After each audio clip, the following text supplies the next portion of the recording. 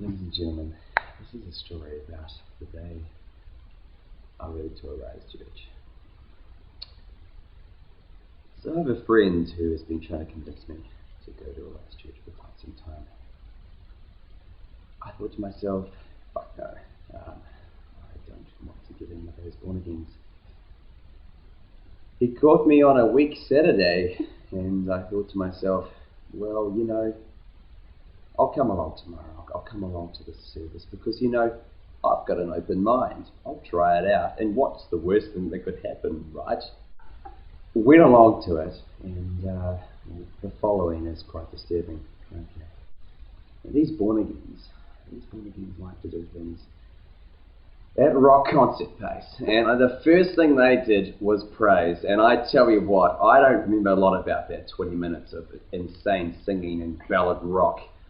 But what I do remember was, 'cause you're bigger and stronger and greater, I know you're limitless.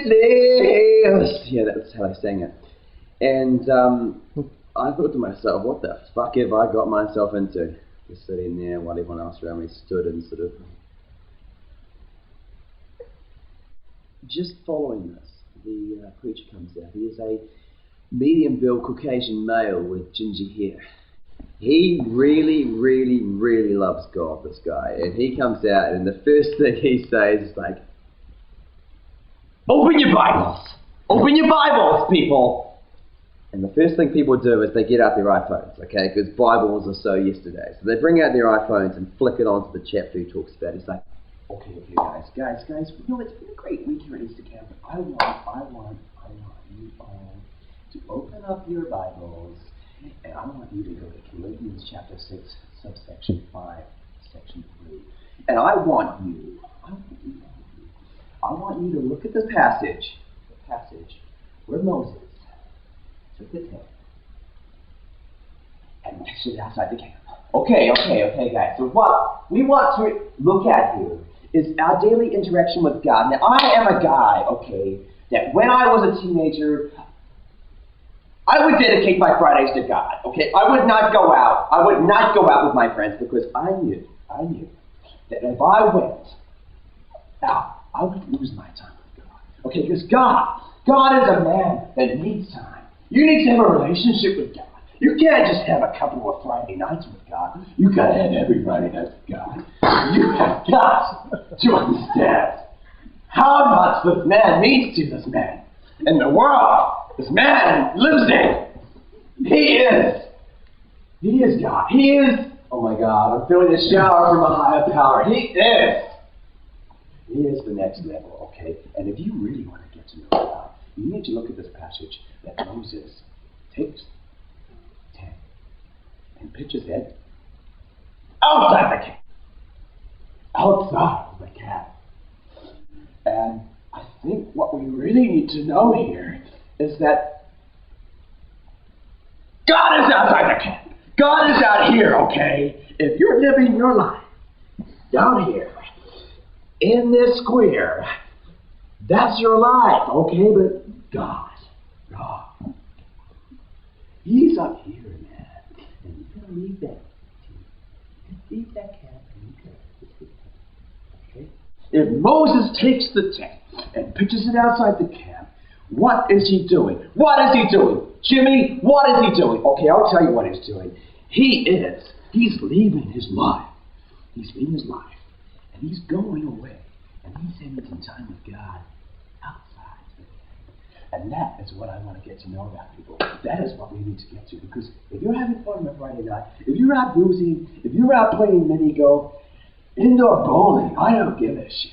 What I want you to listen to, people, is that Friday night, that time with God, has got to be every Friday night. You have got to talk to God. You can't just leave Him if you really want to get to know God. If you really want to get to know God, you have got to spend that time with the people. If you really want to get to know God, if you really want to get to know God, from God, if you want to get closer to God, to God. When Moses got the shower from a higher power, and he put it up with the camp, At this point, I'm thinking, I'm fucking fucked here. If I turn around and make a run for it, there's 15,000 other Christians between me and that door. And that door's locked, okay? That door is locked. So I'm thinking, write it out. So I wrote it out, and the preacher, he finished, and I thought, this is harmless, it's intense, but it's harmless. But wait, there was a final twist in this tale.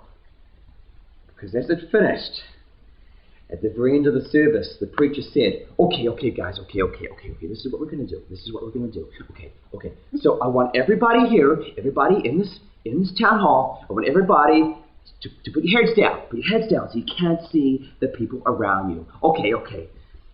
Now I want you, if you came here today, for some reason, if you felt like you were at a distance from God, if you want to get to know God, if you really want to get to know God, you will put your hand up. If you will put your hand up today, and you will ask for help, because we're all here, we're one big family, we're a Rise Church, we're one big family, we'll be there for you, okay.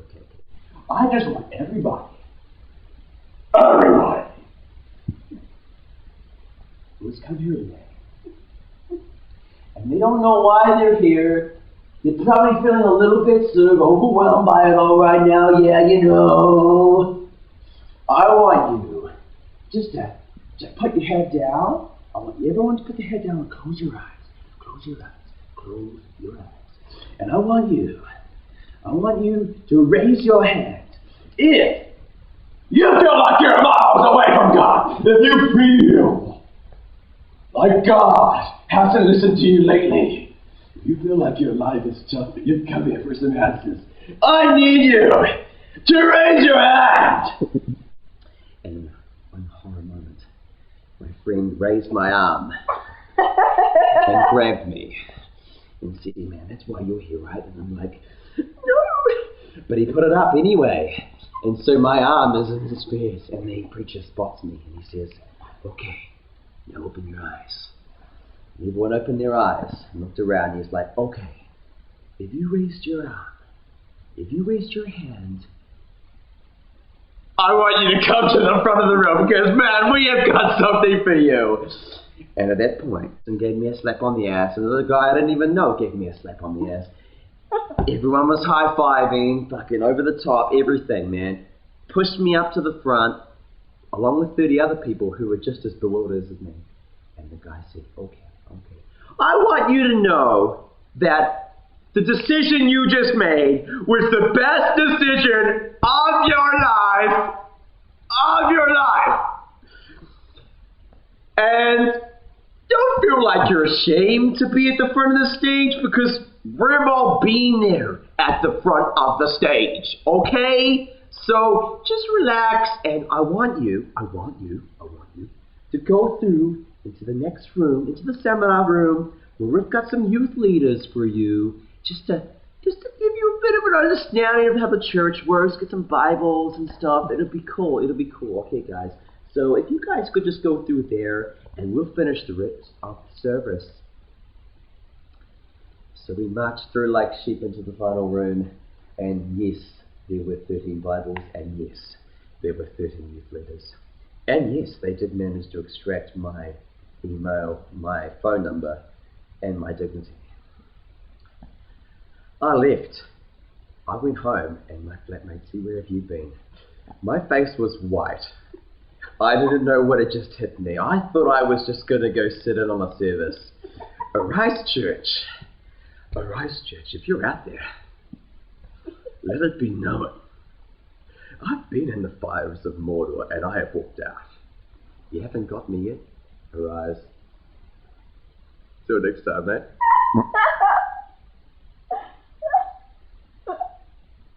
Signing out.